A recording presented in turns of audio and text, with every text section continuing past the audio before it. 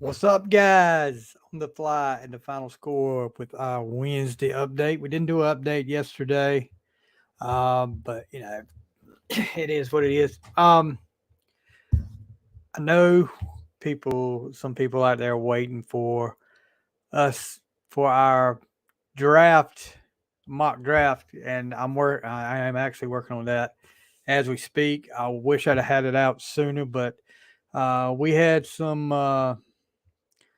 kind of bad news earlier in the week, and I just didn't really. I'm not gonna lie to you. I didn't feel like messing with it. So I am working on that now. I apologize, but I'll have it. I hopefully have it up uh, before before tomorrow. Um, yeah, it was just first of the week was bad. It's still bad, but it's nothing with me. Nothing with me or my wife or my daughter. It's just somebody really good friend of mine, and just keep him in your prayers. But if you follow me on Facebook, especially, you probably know by now that what's going on. But I'm not going to get into all that. Um, so tonight, we're going live. Uh, Michael Lee, another Brickshore Media guy, Christian country music, wrote a song, "Ain't That Just Like Jesus," and he's dedicating that to the school shooting in Tennessee, and he's donating a lot of the proceeds of that. And we'll talk to him tonight at 8 live here. Um, yeah, the draft's tomorrow, of course. Big news in NFL. Aaron Rodgers is now a Jet, and he said he was introduced as a Jet today, and said the Super Bowl III trophy looks looking a little lonely. you know, I don't see anything right now. If I'm just looking at the Jets, that makes me think that Aaron Rodgers is going to win a Super Bowl in New York this year. Now they could get something down the road or whatever, maybe pick up some free agents or whatever. I don't know, but I wouldn't get all. He's saying what he's supposed to say right now. Um, so the Commanders are not going to pick up Chase Young's fifth-year option. Chase Young, of course, was was a great pick in the day for the Commanders. Excuse me, my voice won't cooperate with me right now. But injuries have slowed him down the last couple of years, and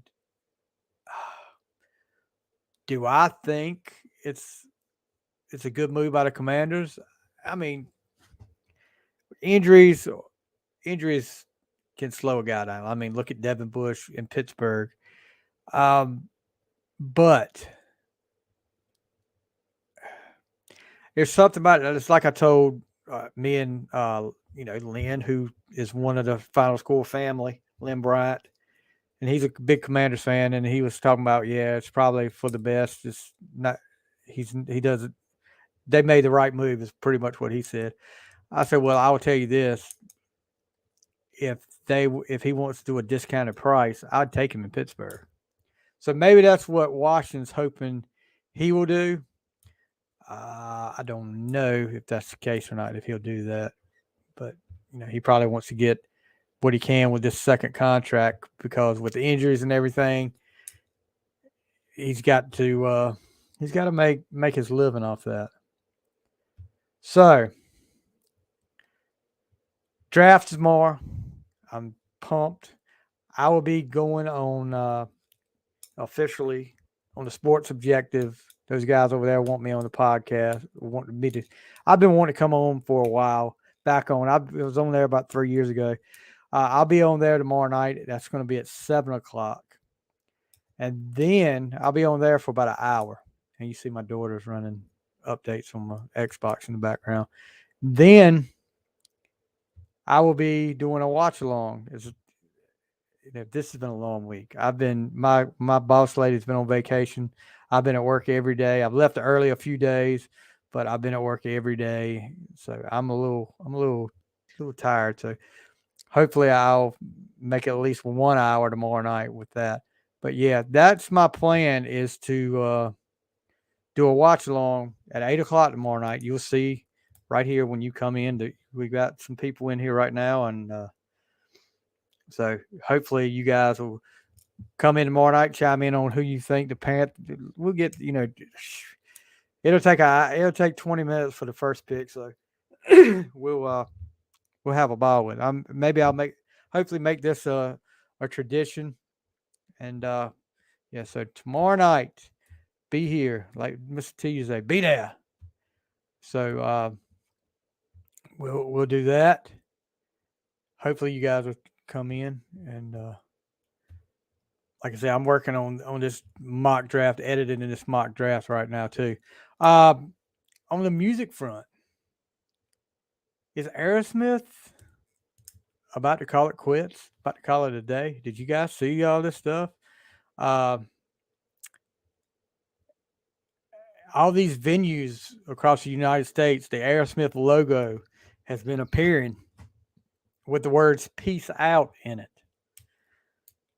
And, I was, of course, talking to Lynn. That's what two things I talked to about Lynn today. Lynn needs to come back on the show for a little while too, every once in a while. He's a big Aerosmith fan, but he's a big Aerosmith fan, like I'm a Kiss fan. So he said they do have an announcement May the 1st, which is what, next Monday. So he said it's probably what it is. So Aerosmith hanging it up. I mean, they got to be. Let's see, they got to be up there.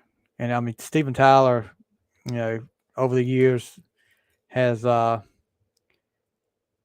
he's aged, and so is Joe Perry. Display featuring the band's logo with the words "Peace Out" has been appearing at U.S. venues, and a countdown clock is currently displayed on the band's website, warning fans that there are roughly 5 days before something presumably happens. Joe Perry confirmed that Aerosmith will hit the road later this year, but didn't reveal much more. We're going to announce the tour. It's going to start in September, and we'll go into next year, he said. And being one of the guys who votes on this kind of thing, it looks like we're going to do it. So, I mean, he didn't give too much away, but all of these places have got "Peace Out" on the logo. And then, the band canceled its Las Vegas show dates in December while Steven Tyler recovered on the advice of doctors from an undisclosed illness. Perry also said he's unsure whether drummer Joey Kramer, who's taken time off the past several years for health reasons, will be touring with the band. I thought they kicked him out of the band. Isn't that what happened? Because I thought he was denied entrance into like where they were rehearsing.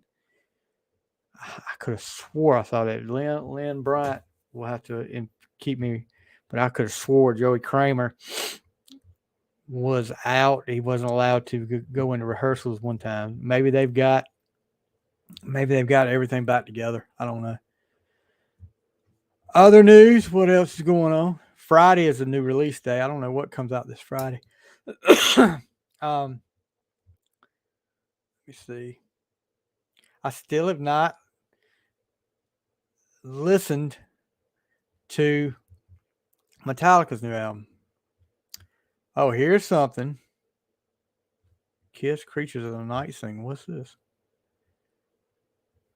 Oh, never mind. Nothing. It's 40 years ago. 40 years ago, Creatures of the Night, the last makeup single release. Michael Anthony confirms movement on Van Halen archive material. What's this about? I hadn't seen this. Oh, former Van Halen bassist Michael Anthony confirmed there's a plan in place to explore the band's archive and prepare unheard material for release. In a new interview with Sirius XM's Eddie Trunk, he revealed that classic era engineer Don Landee is involved in the project with the recent work from the Sammy Hagar years to arrive first. There's a movement, and we're digging back into stuff. Anthony said, obviously, there's a lot more stuff that's at Ed's 5150 studio. A lot of that stuff, Wolfie and Alex will start going through there, seeing what there is. There's a ton of stuff. So he added that we're starting a bunch of the reissue stuff with the Sammy years with all his albums. And the first one that'll come out with the Right Here, Right Now live album that we did in 1992, which I think that came out on vinyl on Record Day. which was Saturday. He noted that he wasn't allowed to discuss much more than the details already revealed, but hinted that hopefully we'll be following up, doing Raw stuff too. Who knows? He recalled that Van Halen used to record every single show. That was just for the band so that we could critique ourselves after every show. And this went on for a few years, like the first few tours. And of course, a pop-up comes on my screen at the time. First few tours, we would record almost every show. He added that he's amassed a collection of his recordings from various sources and that some were almost album quality. So this is interesting here. This is something that I would love to hear. This is kind of like Kiss is doing off the soundboard, but while he said he owned some video footage, Anthony lamented on that Van Halen didn't work more with cameras in the early 80s. When everybody started doing behind the scenes stuff. He confirmed the material he did have was shot by house staff exclusive for the band, has never been seen in official or bootleg form. Responding to Trunk's observation that the lack of archive releases has been amazingly frustrating for fans. And he said, to me, it's kind of sad there hasn't been more stuff like that, especially the Roth Day. Can you imagine seeing a pro shot from the first tour? If they've got that, a pro shot concert of Van Halen from the first tour when they were catching fire. Who's like this? David Richmond from the Sports Objective, where I'll be tomorrow night, guys. David is a great guy. All these guys over there, David, Bubba, and Kyle, looking and what's Matt. Yeah. So I can't get used to that. It was so long with just you three. But yeah, that would be freaking awesome to see Eddie Van Halen, young Eddie Van Halen. And what's up, buddy? What's up, David? I'm just talking about Van Halen talking about coming out with some unreleased footage over the years. They're going to start off with the Hagar era and maybe get some Raw stuff. I would love to see some pro shot from the first tour, or maybe even 1984 tour when they were real. I don't know how the 84 tour would be because that was they were on the way out then. Maybe the first tour would be the best, or maybe when the Roth days, first tour or Diver Down, because by that time you've got all the hits. I guess they're still kind of getting along then. So we'll see. But I mean, and this is really, guys, I hate to say it, but this is the only way we're going to see new stuff from majority of the bands we grew up loving. And of course, with Van Halen, we can't.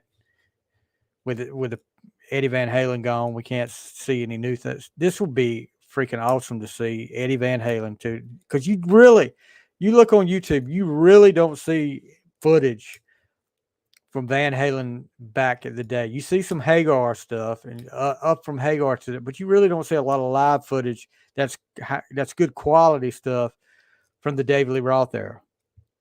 And I would get behind that. That's pretty cool. What else have we got? And to hear that Wolfgang is behind it too. Him and Alex are working on it. So that's pretty cool. Because I thought he would be like, he wasn't in any hurry, which it's been, a couple years now since Eddie passed. So, yeah, hopefully. Legendary Desmond Child, great songwriter who, put, so many freaking hits over the years with different artists. Going to put out a book, Living on a Prayer.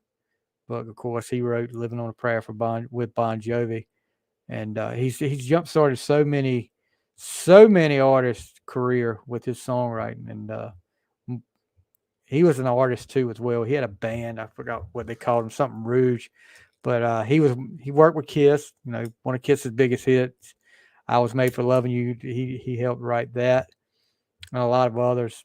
Desmond Child is probably up there as one of the greatest songwriters of all time in rock. What is this? Big hits fans hate. Big hits fans hate. Do you hate Nothing Else Matters by Metallica? Kokomo by the Beach Boys? Shakedown by Bob Seger? I Don't Want to Miss a Thing by Aerosmith? Invisible Touch by Genesis? These are classic songs. Do people hate them? I guess because some of them, The Flame by Cheap Trick. I don't know. Shiny Happy People by REM. I can see that. I'm sorry, REM fans. I can see that. Yeah. Was it We Didn't Start the Fire by Billy Joel? Okay. Some do, David. David's question was, you know what? I have yet to do this. I can show David Richmond. There we go. I've been doing it. I was talking about the other day. I said I can put the freaking comments on the screen. Do Kiss fans hate I Was Made for Loving? Some do. Some do because they felt like they were selling out and going disco at the time, but it was their biggest hit. And especially at the time, a lot of the diehard Kiss fans that started with the self-titled album, they were there for the rock stuff. These other people that came along for the ride when Kiss got so big and became like, I've heard them talk about it. It was like a circus because there was kids. There were like 8-year-old kids at the concerts and stuff like that. It wasn't how it started. But now I think a lot of them have come to accept it, and they're like, okay, when they play it in concert, it gets a pretty good reaction, and they do a great version, a live version of it as well. But yeah, I think it was hated for a while. It really was. So, Heart, These Dreams. This is, Heart. I guess the Heart fans would say this was their sellout album when they got Ron Nevison to come in and produce this, and they say that they didn't write a lot of the stuff on this album in this period of time that like they had been, and you can tell a difference there. But biggest hits, and look, the one after that. Look, this is you're exactly right. There was a farewell tour 20 years ago, David, for Kiss, and and then they came up with, well, this was a farewell for Ace and Peter, and now it's the end of the road, and apparently the end of the road is going to be in December, but we'll see. I don't think it's going to be the last time you see, unless someone passes away. God hope that doesn't happen. I don't think it's the last time you see Kiss in concert. I think they do like a Vegas residency, I think is what you're going to see. Chuck Berry's My Ding-a-Ling. I love Chuck Berry, that song. I ain't going to say it. I love that song. That was pretty good. I thought it was creative and it was funny. But I guess after you listen to him play like he is, when he started playing My Ding-a-Ling was, in the words of one Amazon customer, My Ding-a-Ling is an embarrassment to listen to, and I hope all the people that push it to number one are forced to listen to it for their eternity. After everything Chuck Berry did for rock and roll, why did we have to hear My Ding-a-Ling? He drew an amen from a Speedy who slowed down enough to agree. I never understood why the song was so popular, why so many other really great songs by Berry were forgotten. I can understand that. Okay, so now they got Kiss, I Was Made for Loving You up here. And Amazon user said, I'm actually quite embarrassed by it. I paid money for it, so I haven't deleted it. I hope none of my friends see it. I listened to this and was brokenhearted. It was some of the worst crap I've ever heard. 1979 was a pitiful year for Kiss. What were they thinking? But if you listen to the rest of the album, it's not like that. It's rock. They do a great cover of 2000 Man by the Rolling Stones. Ace Frehley sings that. There's an underrated song up there called Charisma. Gene Simmons does. Hard Times from Ace Frehley. Ace got to sing 3 songs on that album, and he did a great job. And also, there's one of the most underrated Kiss songs you'll ever hear. I love it, and over the years, I've come to love it even more. Sure Know Something, which could have been a big, big hit, I think. But if you get a chance, if you haven't listened to that, check it out. Beth, a lot of people do that now, David. A lot of people say, look, let me show it. David say Beth is his least favorite Kiss song. And a lot of people say that now too. But without Beth, Kiss probably wouldn't have been around much longer if it hadn't been a hit. And I think a lot of the deal with Beth, while people don't like it like they did back in the day, or if it's not as popular, is fatigue. Beth gets played to death. Honestly, God, sometimes when it comes, I've got a playlist, a Kiss playlist that I listen to, while I'm running or while I'm at work or whatever. And when Beth comes on a lot, I skip. No lie. No lie.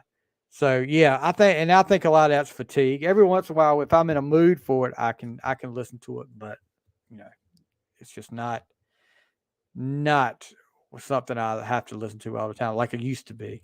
Kokomo by the Beach Boys. One Amazon user said, my girlfriend likes it more than I do. Great Beach Boys tune, somebody said. Kokomo comes off a bit dated, but I still love it. Definitely worth the download. The rest of the album is meh. Is that Sonny Pooney? Kokomo, I love Kokomo. The Beach Boys,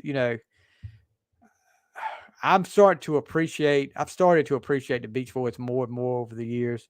How brilliant Brian Wilson was. I mean, Pet Sounds was a great album.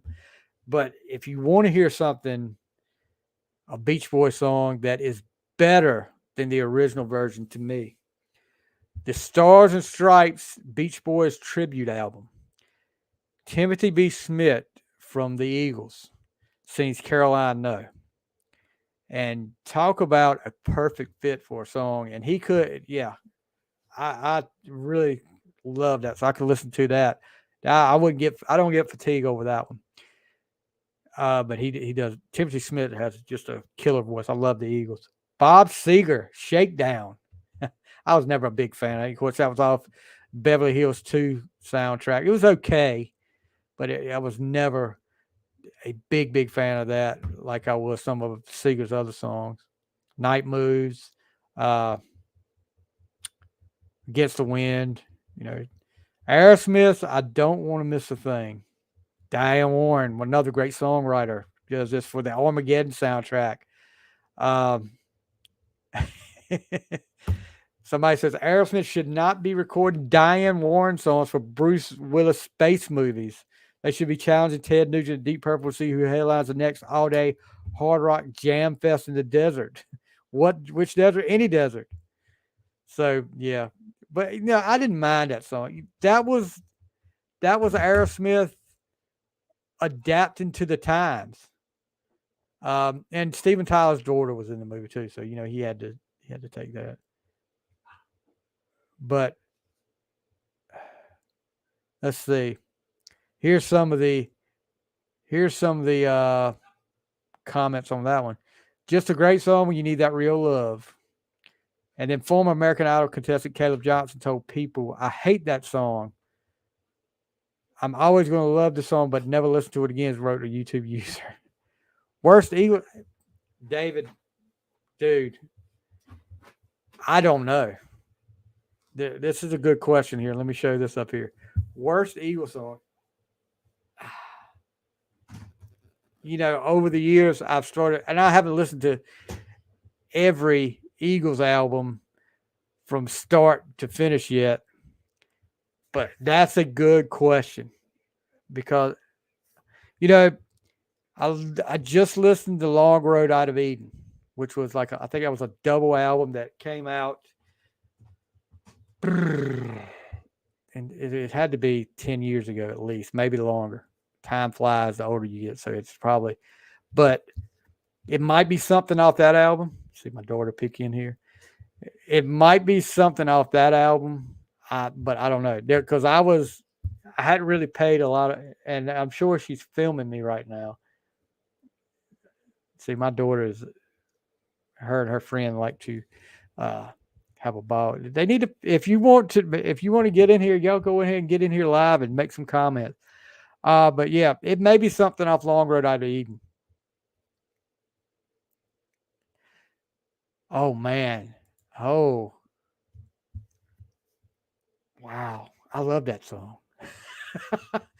I Can't Tell You Why. Timothy Smith again. Um and I'm sitting here thinking in my head now, you got my wheels turning and smoke probably coming out of my ears. Yeah, I know you don't hate it, but it's just I see what you're saying, but I think they had to do something for Timothy Smith to fit him, and that song fits him. I love his voice. Um, oh gosh, I'll tell you one song I did not like that I kind of skipped off the Hell Freezes Over CD was Get Over It. I didn't like that song, and that was the only song. Of course, they just played. They had a few original ones that they had wrote that was when they got back together, but um, that one was one that I was like, I could skip that one. That I mean, I that's a great one. Get over it. See, yeah, I'm gonna get over it. See, David's having fun now. Get over it, Stevie. All right, now they're saying Genesis Invisible Touch, which, yeah, I'm not a Invisible Touch fan from Genesis. Was never. I mean, Genesis always. I guess that I wasn't listening to Genesis when the Peter Gabriel years early on, and then I came in. I always thought because you hear it on the radio, like the Casey Kasem's top 40 stuff. You hear Phil Collins so much that when I heard older Genesis songs that Phil Collins was on, the album's not bad. In Too Deep I like In Too Deep, but I just always thought it was Phil Collins singing until I realized, okay, he's what was the other song? Land of Confusion. I like that one. The video was pretty creative there too. Invisible Touch represents the absolute nadir, whatever that means, of Phil Collins' leadership of Genesis. It's a definition of what singles are today. Lame. Wow. Yeah, Clay. Was it? No, it was Puppets though. Don't you remember they had that show back in the they had a show that came on about that time period. It was short lived where they had all these celebrity puppets up there and they were like I know one time they had a Mike Tyson one up there that we have such a stupid sense of humor. One thing stuck out was he stepped in gum or something, and you hear the puppet say, Mike Tyson's puppet, I got something stuck on my shoe. And I was like, for some reason, I thought that was the funniest thing ever, and nothing else matters. I don't mind that song. I really don't. Nothing else matters. People were saying that because people say the Black Album was a sellout. Hey, say what you want to, guys. They sold it out all right. Let's see. Nothing Else Matters was when they sold out. So, yeah. The 72,000 people who disliked I Want to Punch Straight in the Face. One guy said he reminds him when your brother tries to get you killed and fakes his own death, but you forgive him because he's your brother. What? Well, yeah, I love the Black Album. There's not a bad song on the Black Album. All of them are good. They could have. Rod Stewart, Do You Think I'm Sexy? Now I'll tell you this. Back in that time period, what year was that? It had to be in the 70s, right? Maybe early 80s. I was born in 73. He regrets that song and Love Touch. Love Touch, I could see. 1970. So I was 6 years old. So At 5 years old, I became a Kiss fan when my cousin showed me the Destroyer cover and then put Destroyer on. And when you hear the intro to that with the guy driving the car and all this stuff, I was just hooked from then on out. And you know, my mom had my mom and dad had no problem with me listening to God of Thunder, God of Thunder and rock and roll, or the next album, Rock and Roll Over, when one of the lyrics says, "Put your hand in my pocket, grab hold to my rocket." They had no problem with listening to that, but they did not want me to listen to Rod Stewart. No, no, not at all. Do You Think I'm Sexy was not something I need to be listening to. But yeah, I was listen to a guy singing about gods of thunder, breathing fire and spitting blood. I don't. I'm getting going bald up here, but I don't see any horns coming out yet. So I think I'm pretty good right now. Looking at, I think that was it for this. Sussudio was up here, which I didn't mind that one. They got John Lennon, Yoko Ono. Oh my gosh. Look, on my album challenge, what was the name of the last Double Fantasy? John Lennon's last album, Double Fantasy. I think that's what it's called. Correct me if I'm wrong. I put that on my list and then I listened to it. And every other song was No Jacket Required. Let me put that up here. Yeah, you're right, David. No Jacket Required is an awesome album. But yeah, the John Lennon Double Fantasy, every other song, I think, is a Yoko Ono solo song. And I noticed that most of the Lennon songs are over 4 minutes, and they're great. Most of the Yoko Ono songs are like 2 minutes. And that is a good thing because if I listen to it for more than 3 minutes, my ears are going to bleed. And you want to talk about Metallica. Everybody talks about the Black Album. Let's talk about Lou Reed and Metallica. I have yet to try to finish that album. That's going to be way, way down on my list. You want to talk about, if you Metallica fans that hate Black want to talk about selling out, what is this crap? I tried to listen to some of it and I'm like, oh my gosh, what are they doing? Reed and Metallica, No Strangers Hate on Their Own. Let's see, talking about that at Black Album. So there was no way, David Richmond, there is no such thing as Yoko Ono's greatest hit. Nobody has heard Yoko Ono's greatest hit because that's a trick question. I know it's got to be. Look, it's got to be a trick question. Punchline. Let's give the rim shot. There is no greatest hits. Nobody's ever heard the greatest hit. There isn't even, look, you said hits. There isn't even a hit unless she's hitting the wall or something like that. No way Reed Metallica's 2011 collaboration would be met with anything but scorn. That said, Lulu deserved much of it. It's a bloated mess with Reed telling some sort of story over tuneless noise provided by bored sound in Metallica.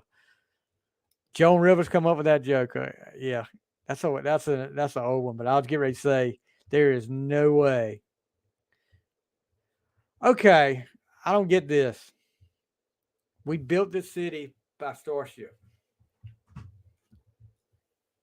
Okay, they changed. They adapted with the time from Jefferson Airplane to Jefferson Starship to just plain Starship. It's the 80s. And they recorded We Built This City. What was it? The album was called Knee Deep in the Hoopla. It's overplayed, but it's a great song. Mickey Thomas, yeah. You remember, what was it? Jane? Wasn't that one of their songs? And then No Way Out. I remember that one. That was before we built. And then Sarah. Sarah was, I loved that. I've always say I'm a sucker for a ballad, and Sarah was one of them. I loved Sarah. Wings, Silly Little Love Songs. Yeah, it's okay. I can deal with that. Neil Young, nope. Can't do Neil Young. Sorry. Okay. Nothing's going to stop us now was another great one. You're right, David. Let's hear your thoughts on this one, which I have yet to listen to the soundtrack. If it's even, it might be out of print, but I remember like in the '80s, uh, and I never really watched the whole movie because I was so young, and I guess I got bored with it quick, and I could see why. I'll have to go back and watch this movie. Peter Frampton and the Bee Gees do Sergeant Pepper's Lonely Hearts Club Band. I read the book. We had the book at school, and I think I read it in like 7th or 8th grade, and I was like, yeah, had no idea. You saw it. I have not. I mean, I remember it because what the girl, Peter Frampton was like the main guy, and the Bee Gees was supposed to be his brothers. I wonder if that was supposed to be Andy Gibb originally or something like that. I wonder. But Peter Frampton was on fire then too, so maybe it was supposed to be Peter Frampton all along. Peter Frampton was the main one, and I think his girlfriend's name was Strawberry Fields. Wasn't it? Am I right, David? Yeah, I remember. See, that's when I watched part of it, but I guess I must have got bored with it, fell asleep or what. But I've never watched the whole thing all the way through. I found it simulcast on 101.5. Wow.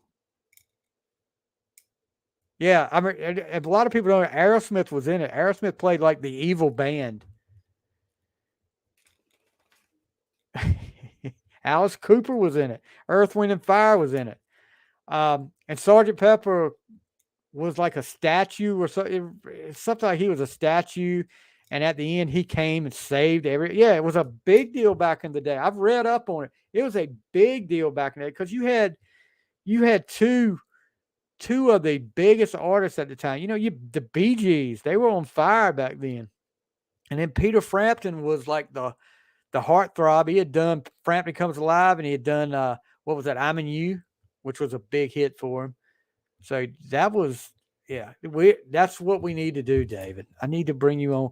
We need to find a way to get Sergeant Pepper's Lonely Hearts Club Band and do a watch along. Me and David do a watch along and talk about this train wreck of a movie as it goes. Because it seems like Frampton, the guy that played Frampton's brother in the movie, turned on him with something, and he was like an agent. He was like supposed to be his agent or something like that. And he turned on him. He got influenced by somebody else, and there was a woman involved or something like that. It just, of course, Sergeant Pepper's Lonely Hearts Club Band. That was a Beatles album without LSD. So, looking to see if anything else up here that I haven't, any big news up here I haven't talked about. Oh, the Aerosmith Rod Stewart albums ranked worst to best. Ooh, that's a good one.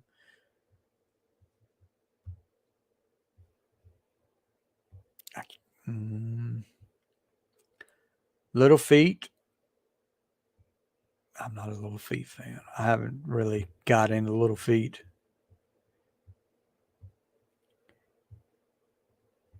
Of course, Hagar and David Lee Roth are going to feud again.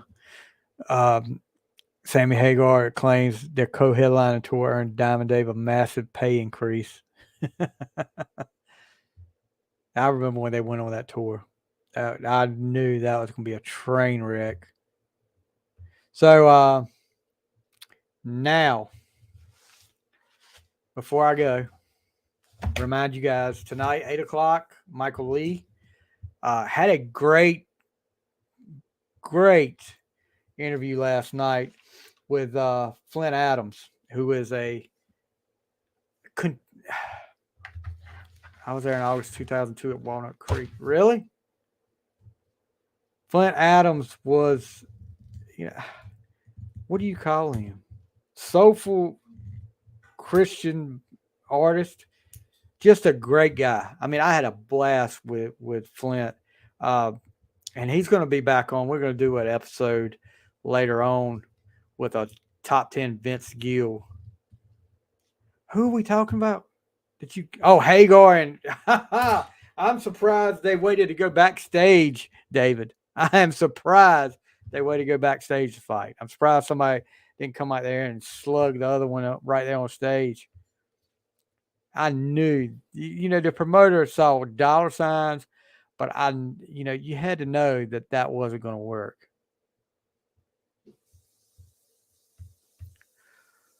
John Mellencamp.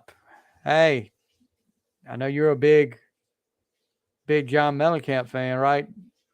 His new single, condemning gun violence, and new single, Hey God, coming out on June 25th. Yeah, I wonder how that worked too, how they decided who opened up, because that those two egos, neither one wanted to open for the other one. Yeah, I know Mellencamp, like I said the other day, you were asking me about Mellencamp. I'm not a big Mellencamp fan, but I do like some of his stuff. I gave you a not really a deep cut, but a song that a lot of people don't know from Mellencamp was Key West Intermezzo, and that was when I heard that I was like, this is different. So yeah, Mellencamp is I've liked Mellencamp stuff over the years. I'm just not. I haven't, and that's another one I've listened to. Scarecrow, and what I don't even know if I've listened to the one that Jack and Diane's on yet. So, but like I said, I'm keeping up with what I listen to from each artist, and I will eventually listen to. I want my once I listen to one album from an artist, I'm gonna listen to the. I'm gonna listen to the whole discography of that artist. Which was the best album? Scarecrow.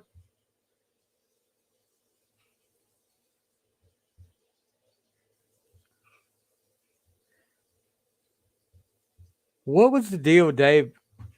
Maybe you can explain it to me, Dave. What was the deal with him? Yeah, I did like Scarecrow. I remember my cousin had that cassette, and I was like,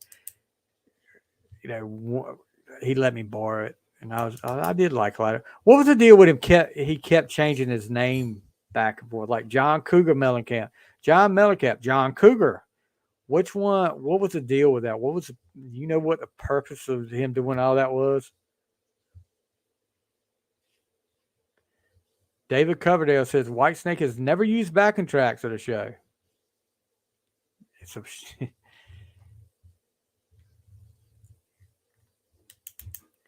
Johnny Cougar was first. Yeah.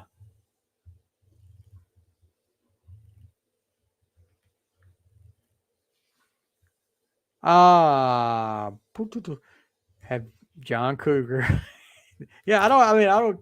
Once once he got established, I could see them like, okay, we like his publicist saying, okay, Johnny Cougar's not working. We need to do something. Let's do John Cougar. And then when he got established, I don't get that after he got established though, because he changed his name a lot after he was established. I'd be like, the record company told me that. I'd be like, screw you. I look at all these hits I've got. Let me keep my name. Yeah. Have you guys listened to this guy that took over lead singer for Skid Row, Eric Gronwall? Dude can freaking wail. I mean, he can freaking wail.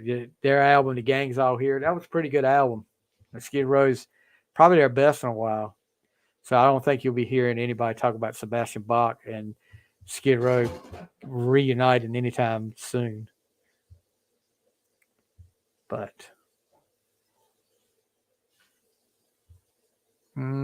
yeah, Extreme's coming back. I have not listened to their new stuff. I've listened to one of the singles, but I haven't listened to there's another one that came out. They're supposed to have another album out in the summertime, I think.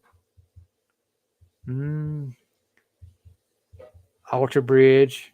Love Alter Bridge. Miles Kennedy has got a great voice.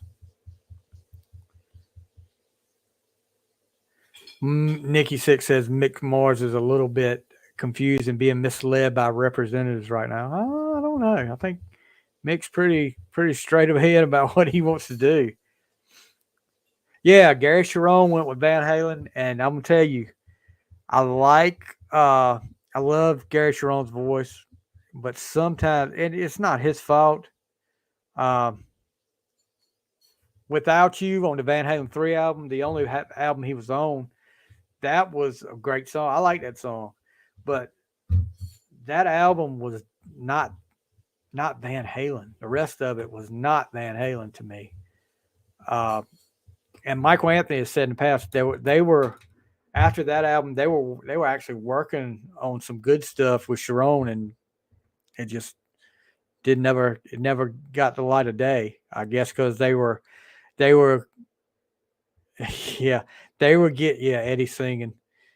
They were getting into I guess they want to get into the whole reunion thing like everybody else was doing at the time.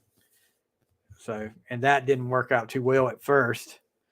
So, yeah, because I think what Roth came on stage with him at the MTV Awards, one of the award show, and then he kind of took over. Eddie and Alex got pissed, and the reunion was off.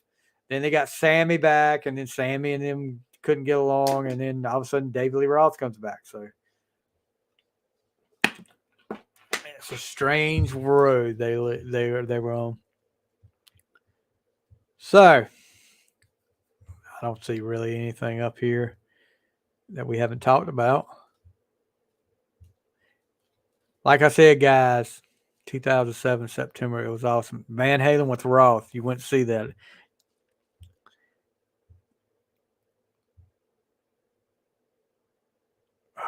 Jason Newsted, I love Jason Newsted and Metallica. I hated the way they did him, and I hated the way that Metallica did Newsted. But now he's coming. He's reactivated his band Newsted, and hopefully, maybe there'll be. He's got a couple of Lynch. Brown isn't returning. Is this Dockin? Oh yeah. George Lynch says Mick Brown doesn't return his phone calls. I would love to still be friends with him. That band could have been huge. I talked about this before. Dokken could have been huge if they could have got along. Jeff Pilson, Wild Mick Brown, Don Dokken and George Lynch. Yeah, they had so many troubles. Will there ever be another reunion of Doc and Lynch with Ash? He said no. The short version of the answer is no.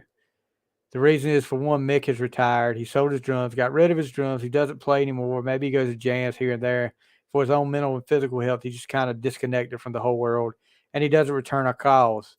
That's okay. I think that's probably what he needed to do, and I respect that. It's sad in a way because we were friends for decades and built something together. We came up together.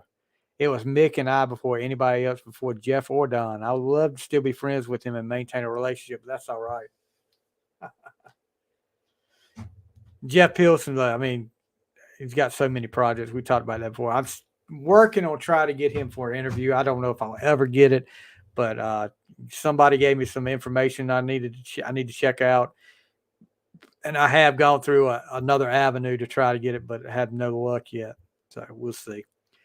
All right, it's almost 7, so I'm going to get out of here and get ready for this interview and try to finish this draft, editing this draft episode. But David, thank you for chiming in, bud. We will definitely see you tomorrow night. Remember, guys, 7:00, we'll be, I'll be on the Sports Objective podcast. David will definitely be on this show soon. We got to come up with something. If it isn't, it's nothing but talking trash back and forth about just throwing names out there and giving our opinions on their music. But all right, guys. David Glenn. Is he going to be on when I'm on tomorrow night? Is this because I want to see? Is David Glenn going to be on the same time I'm on tomorrow night? Because Let me see. I'm crossing my fingers right now. Wow. Okay. I've got to be ready tomorrow night then. Uh that's going to be a great thrill for me to be on. Be on with David and Bubba and Kyle, and then David Glenn, who is like a big legend around North Carolina, sports talk legend. I've been listening to him for years, so yeah, that's going to be a big thrill for me right there. Wow. I was gonna ask. I was scared to ask you the other night when you said he was going to be on there. If I was going to be on the same time, because I was like, if he says no, I'm going to be really disappointed. But wow, that's going to be awesome. Guys, check that out tomorrow night. If you don't know who David Glenn is, he's a big sports talk guy around this area, uh, in North Carolina area. Whew. So give me something. Give me something good right there. Appreciate that, David. But guys, check us out. Check that out tomorrow night. Sports Objective. I'll be on there with myself, David, Bubba, Kyle, Matt, and David Glenn. Yeah. Whew. And then afterwards, 8 o'clock, we will be doing the watch along on the NFL draft for as long as I stay awake. Hopefully, it'll be at least an hour, a couple hours. We'll see how it goes. Anyway, guys, like I said earlier, got some no sleep till Brooklyn. Like I said, if it's your ways of doing things, I don't know what your religion is. I don't like to bring religion up in my podcast, but if you see fit, say a prayer for somebody close to me right now. I don't want to say that a lot of you people know him. He's a really good friend, especially over the last 15 years. He has looked out for me, and he's on his way to the other side. I guess what you would say. He's not. He's a friend of mine that's in hospice care right now, and I just want you guys, please say a prayer for peace for him as in the coming weeks or days or whatever it is. And I appreciate it. I know he would, but I love that guy, and hopefully things will be real peaceful for him. But you guys, thank you so much. David, thank you so much. I will talk to you tomorrow night. You guys have a great night. Tune in about an hour. I'll be back in about an hour with another great interview, and I think you guys will really enjoy it. You guys have a great rest of your night. Till 8 o'clock. I'll see you then. That's it for On the Fly and the Final Score.